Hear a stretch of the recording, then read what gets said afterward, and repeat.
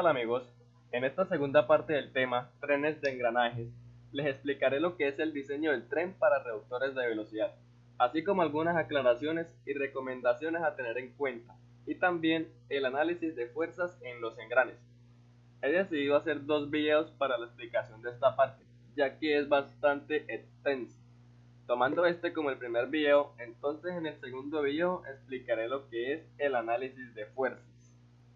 Comenzaré por hablarles un poco de los aspectos generales en reductores, pasaremos al diseño del tren, luego les comentaré algunas aclaraciones y recomendaciones a tener en cuenta y por último haremos un ejercicio de aplicación.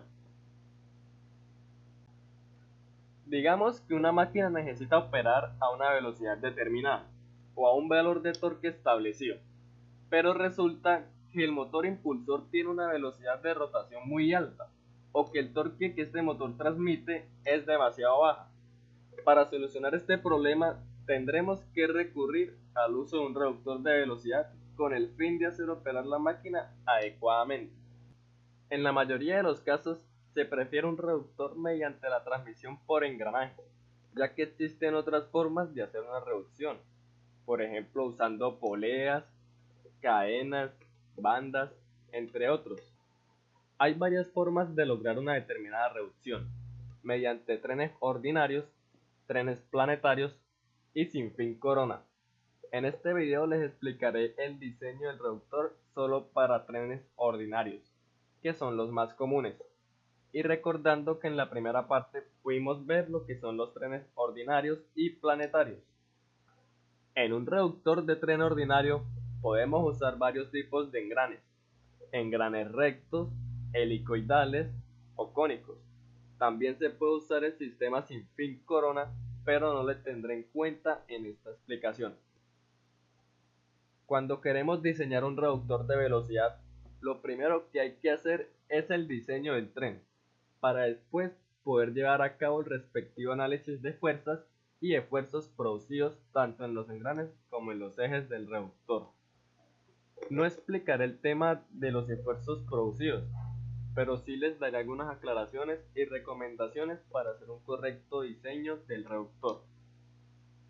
En el diseño del tren vamos a determinar el número de etapas que debe llevar el reductor, la disposición de los ejes, la relación de cada etapa y el número de dientes de todos los engranes, con el fin de satisfacer la relación de transmisión deseada. Empecemos con las etapas de un reductor. Se le llama número de etapas a la cantidad de pares de engranes o reducciones que existen. En la primera imagen vemos un reductor de dos etapas, ya que tiene dos pares de engranes o dos reducciones. En la segunda imagen, un reductor de una sola etapa, aunque haya más de un par de engranes, como pudimos ver en la primera parte, los engranes intermedios no interfieren en el valor del tren, por lo tanto es considerado de una sola reducción. En los reductores de velocidad, el uso de engranes intermedios solo me va a afectar el sentido de rotación del eje de salida. Para darnos una idea de cuántas etapas debe llevar el reductor, tenemos la siguiente ecuación. El número de etapas es mayor o igual al resultado de dividir el logaritmo de la relación deseada y el logaritmo de la relación límite.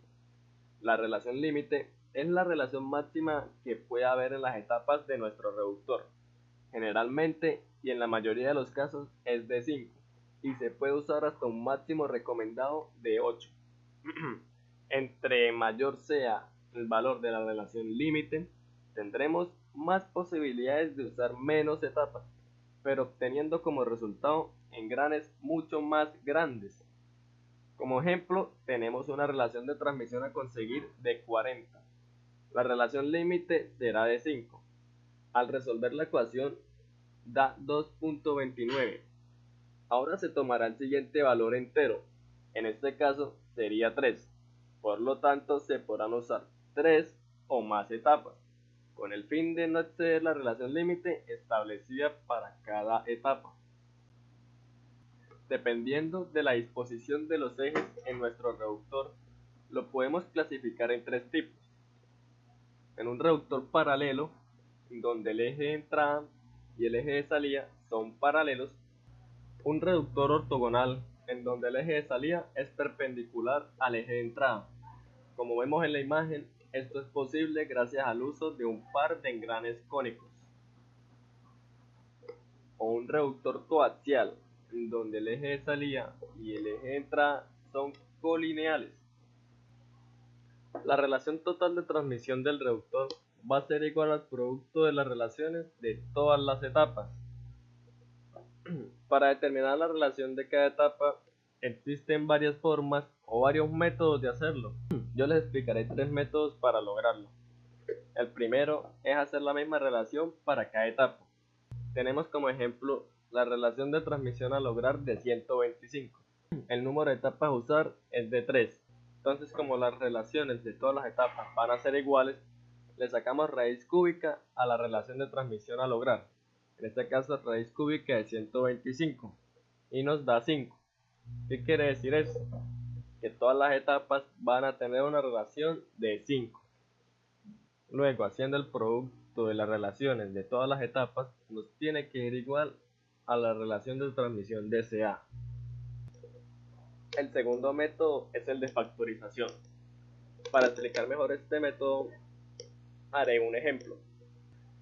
Supongamos que la relación a conseguir es de 100 y voy a poner una relación límite de 5. Ahora tenemos que saber cuántas etapas podría llevar nuestro reductor. Tenemos que el logaritmo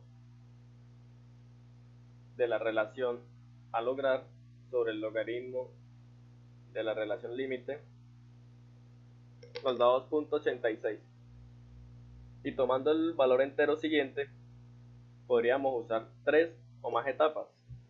En este caso yo voy a usar 3 etapas. Ahora lo que hay que hacer es factorizar este valor. Tenemos que factorizar 100. Comenzando desde 2. Entonces a 100 le sacamos mitad, nos da 50. Ahora factorizamos 50. A 50 aún le podemos sacar mitad, nos da 25. A 25 ya no le podemos sacar ni mitad, ni tercera, ni cuarta. Lo único que podríamos sacarle sería quinta. Nos da un valor de 5. Y por último, dividimos 5 entre el mismo número para que nos dé 1.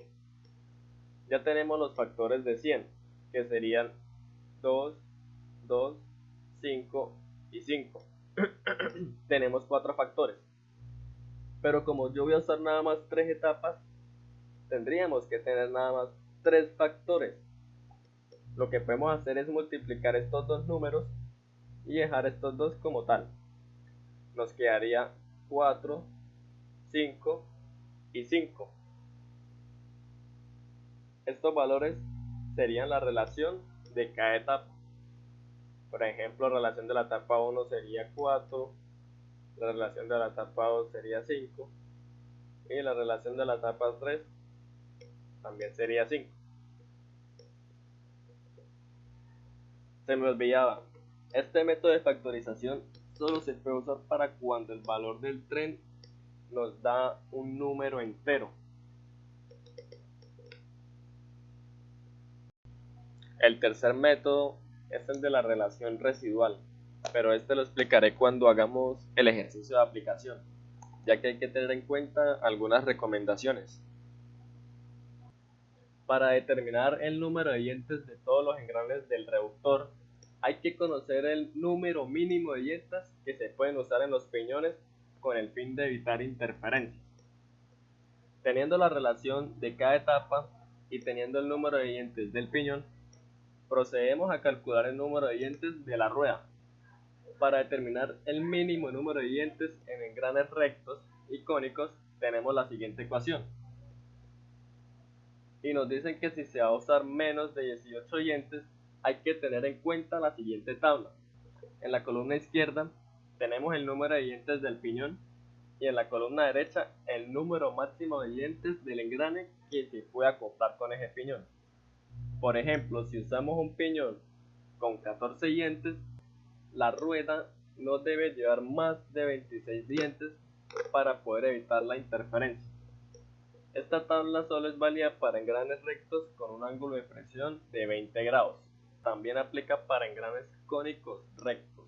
Para determinar el mínimo número de dientes en engranes helicoidales tenemos la siguiente ecuación, o también podemos mirar la siguiente tabla, que la he sacado de la norma ACMA, en donde dependiendo del ángulo de hélice y el ángulo de presión normal, tenemos el número de dientes a usar en engranes helicoidales. Por ejemplo, si yo uso un ángulo de hélice de 30 grados con un ángulo de presión de 20 grados, vemos que podemos usar un número mínimo de dientes de 12.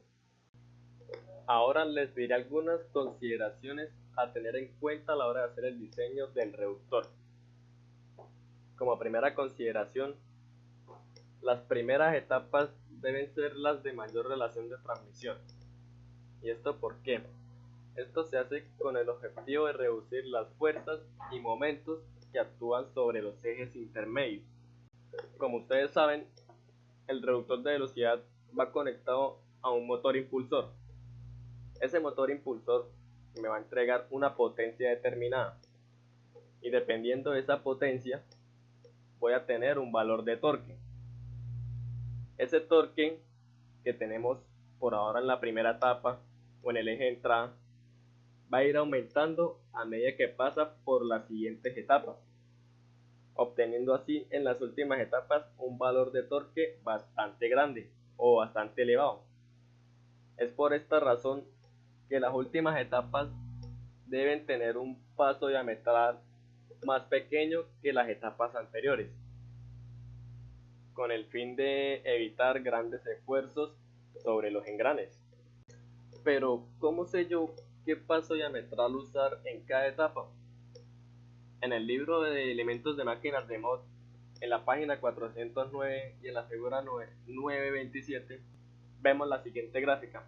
En el eje de las abscisas tenemos la velocidad del piñón en RPM, o en revoluciones por minuto. Y en el eje de las coordenadas, en el lado derecho, la potencia de diseño en kilovatios y en el lado izquierdo la potencia de diseño en HP o en caballos de fuerza. Entonces, dependiendo de la potencia suministrada y de la velocidad a la que gira el piñón en la tapa, podemos conocer un valor preliminar del paso diametral. Por ejemplo, en la primera etapa del reductor, la velocidad del piñón es de 3600 revoluciones por minuto. El motor impulsor me entrega una potencia de 15 kilovatios. Tendríamos el punto de análisis aquí. Lo que tenemos que hacer es seleccionar la curva que está por encima de ese punto de análisis. En este caso sería esta curva, el cual nos dice que el paso diametral a usar es de 10 o un módulo de 2.5 si trabajamos en el sistema internacional. Ahora, este valor de paso diametral de 10 es un valor preliminar de diseño. ¿Y por qué es un valor preliminar de diseño? Porque ese paso diametral lo tenemos que corroborar después de hacer el diseño del engrane o después de hacer el análisis de fuerzas. Sí, ya que después de haber seleccionado un material, sea acero, hierro, cobre, lo que sea, tenemos que mirar qué tan seguro es usar ese paso diametral. Otra consideración a tener en cuenta es que cuando tenemos un reductor de solamente 2 etapas, podemos usar el mismo paso diametral, preferiblemente si las relaciones son iguales. Ahora les diré algunas recomendaciones. La primera es tratar de evitar que los engranes sean mayores a 100 dientes, ya que los engranes con un número mayor de 100 dientes son demasiado grandes, demasiado exagerados. Entonces se recomienda que no sean ese valor. La segunda recomendación es usar relaciones iguales en máximo 2 etapas. La tercera recomendación es, antes de hacer el diseño del eje, determinar cómo va a sujetar los engranes al eje, ¿sí? Si lo va a sujetar por medio de cuñas, por medio de tornillos prisioneros, si va a usar anillos de retención o entre otros, y tener en cuenta el montaje y desmontaje de estos. La cuarta recomendación es hacer el diseño del reductor lo más compacto que se pueda. Esto lo podemos lograr, por ejemplo, ubicando los rodamientos lo más cercano a los engranes. Tratar de que la distancia entre rodamientos no sea excesiva. La última recomendación es verificar el diseño para evitar que haya interferencia entre engranes de otras etapas. Esta verificación la podemos hacer con diferentes software. Por ejemplo, la podemos hacer con Camnetis GearTech, donde podemos verificar si hay choque entre los engranes o si hay alguna interferencia. Antes de comenzar con el ejercicio de aplicación, quiero comentarles que he sacado unas ecuaciones para engranes rectos, helicoidales y cónicos, tanto en el sistema internacional como en el sistema inglés. Entonces, por si quieren descargar este resumen de todas las ecuaciones usadas en engranes, se los dejaré en la descripción del video. Pasemos al ejercicio de aplicación. Propongo un reductor para impulsar el eje de una trituradora de chatarra metálica. El motor de impulsión de 20 caballos de fuerza gira a 1400 revoluciones por minuto y se desea que la velocidad del eje de la trituradora esté en el intervalo de 14 a 18 revoluciones por minuto. Diseña el tren, determina el torque transmitido al eje de la trituradora y las fuerzas que ejercen los engranes sobre el último eje intermedio. Como dije anteriormente, lo primero que hay que hacer es el diseño del tren.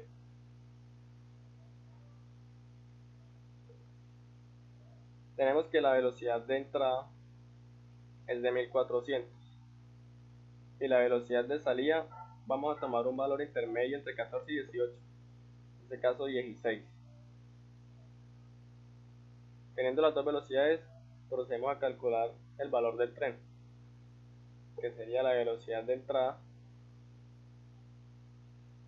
sobre la velocidad de salida. Nos da 87.5.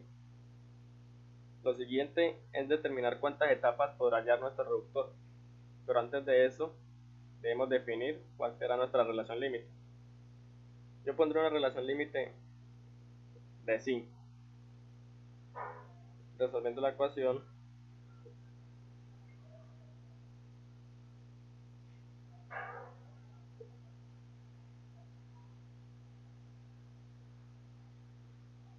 nos da 2.78. Por lo tanto, podremos usar 3 o más etapas. Yo usaré 3 etapas. Ahora lo siguiente es hacer un boceto o un dibujo de cómo será nuestro reductor de 3 etapas. Yo acá tengo listo una imagen de cómo quedará el reductor con 3 etapas, siendo este el eje de entrada y este el eje de salida, y tenemos sus 3 reducciones. Ahora tenemos que calcular la relación que tendrá cada una de las etapas. Primero vamos a asumir que las 3 etapas van a tener la misma relación. Si le sacamos raíz cúbica al valor del tren, tendríamos que todas las etapas serían de una relación de 4.44. Pero como expliqué anteriormente, las primeras etapas deben ser las de mayor relación de transmisión. Por lo tanto, tendré que escoger un valor que sea mucho mayor a este. Yo asumiré que la primera relación será de 5. Ahora calcularemos el residuo. El residuo es la relación que nos queda para las dos siguientes etapas. Entonces tenemos que el residuo va a ser igual al valor del tren sobre el valor del tren de la primera etapa. Nos da 17.5. ¿Qué quiero decir con esto? Que la relación de la segunda etapa por la relación de la tercera etapa debe ser igual al residuo. Ahora, para calcular la relación de la segunda etapa, asumiremos también que esas dos últimas etapas van a ser iguales. Entonces, si le sacamos raíz cuadrada, ya que son dos etapas, al residuo, nos daría 4.18.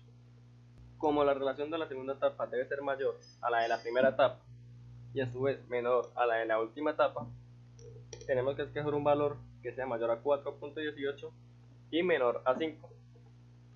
Yo escogeré que la relación de la segunda etapa va a ser de 4.5. Ahora, teniendo la relación de la segunda etapa, podemos calcular la relación de la tercera etapa, despejando de aquí E3. Nos quedaría E3 va a ser igual al residuo sobre E2. Nos da que la relación de la tercera etapa sería 3.89. Lo siguiente es determinar el número de dientes de todos los engranes. Para eso tendremos que saber el mínimo número de dientes que deben llevar los piñones. Los piñones en este caso serían el engrane 2, el engrane 4 y el engrane 6. Entonces miramos la tabla y vamos a usar un número de dientes en el piñón de 16. Entonces sería 16, Z4 y Z6 también serían de 16, ya que son los piñones. Como expliqué anteriormente, tenemos que el valor del tren es igual a la velocidad del piñón sobre la velocidad de la rueda y que también es igual al número de dientes de la rueda sobre el número de dientes del piñón. Teniendo el valor del tren y el número de dientes del piñón, calcularíamos el número de dientes de la rueda.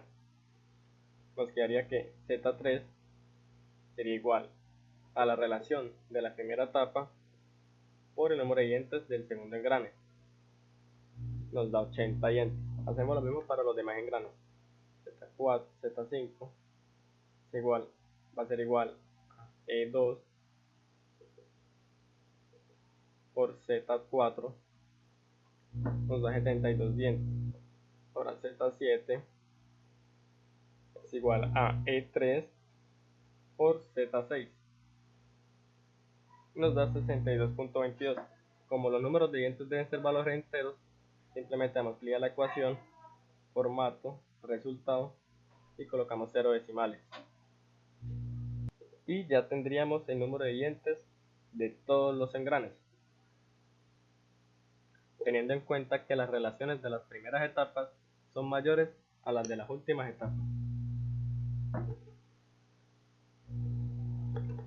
Bueno amigos, hasta aquí llegará la primera parte del tema diseño de reductores de velocidad. Si tienen alguna pregunta referente al tema, o si tienen alguna duda, o si no les quedó clara alguna de las partes que expliqué, lo pueden hacer acá mismo en los comentarios o escribirnos en nuestra página de Facebook.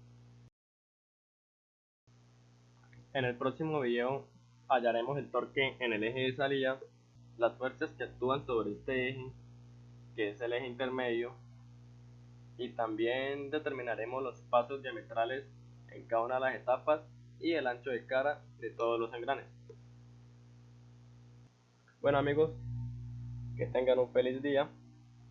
Les habló Sergio Dávila y nos vemos en el próximo video.